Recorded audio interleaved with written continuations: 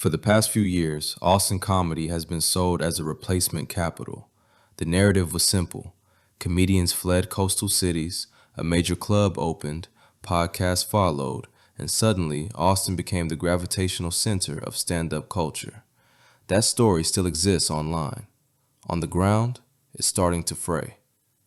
The most recent flashpoint is an allegation from British comedian Sean McLaughlin, who claims that a comedian appearing on Kill Tony repeated one of his jokes word for word. I am very, very nervous this evening.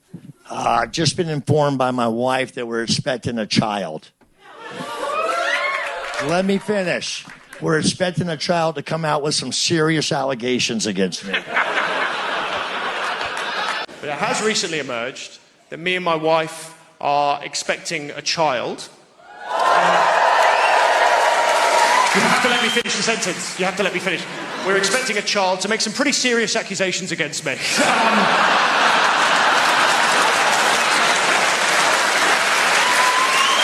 Whether the claim ultimately holds up isn't the point.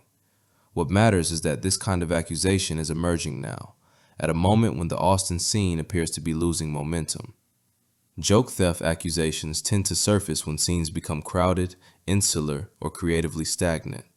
In healthier periods, the dominant conversation is about new voices, new formats, or new spaces.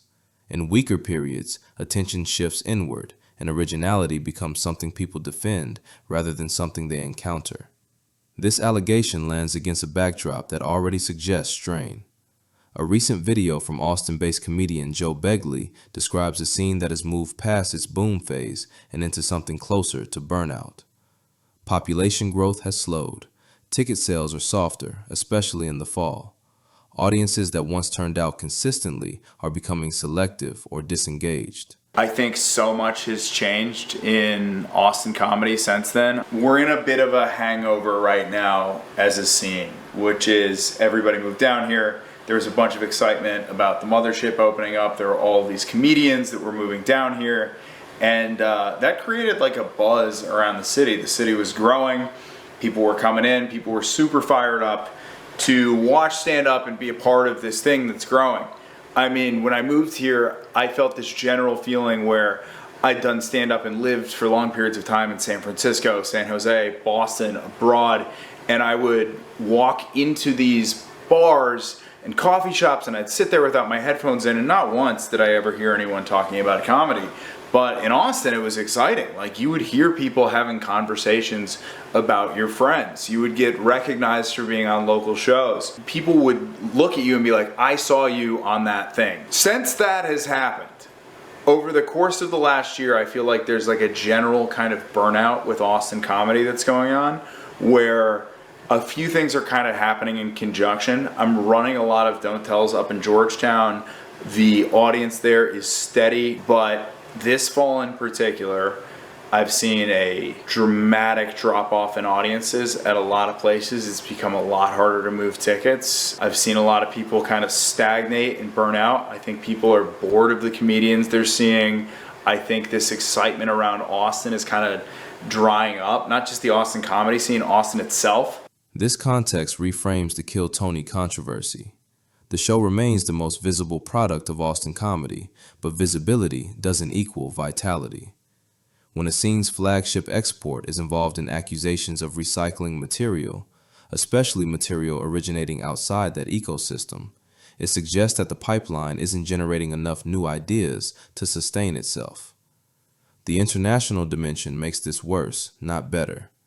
Kill Tony already has a poor reputation in the UK following a widely criticized live show earlier this year, where audience members complained about weak performances, lack of chemistry, and a sense that the format didn't translate. Figure this out. See, in America, we're not the biggest breakfast people, which is fine.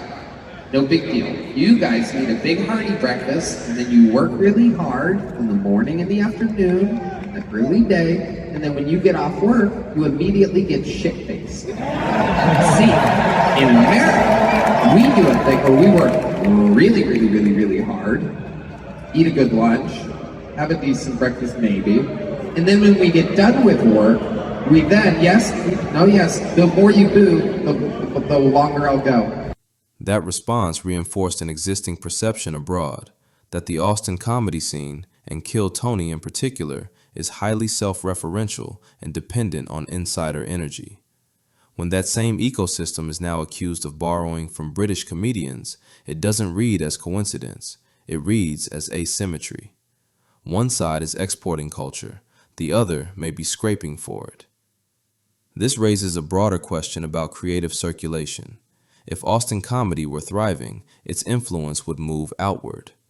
New comics would emerge, ideas would travel, and other scenes would react to it. Instead, the flow appears reversed. The most prominent controversy involves material allegedly moving into Austin from elsewhere, not the other way around. Hi, here's my stand-up comedy hot take. Kill Tony has been very bad for stand-up comedy. I first started comedy 11 years ago, which is way too long. It's too long, but I've been doing it seriously for the last 5 years. I've opened up for Anthony Jeselnik. I've opened up for Russell Peters. Fucking Clownvis. It's a crowning achievement. And when I started comedy, it was like 2014 or something like that. Comedy was this weird thing that like theater kids did and homeless people tried because they needed a warm place to go on a Sunday night, and open mic was as good as any other place. It was good then.